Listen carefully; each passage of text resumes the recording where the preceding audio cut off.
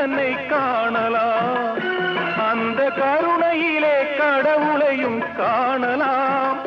நல்ல மனசாட்சியே தேவன் அரசாட்சியாம். அங்கு ஒருபோதும் மறையாது அவன் காட்சியாம்.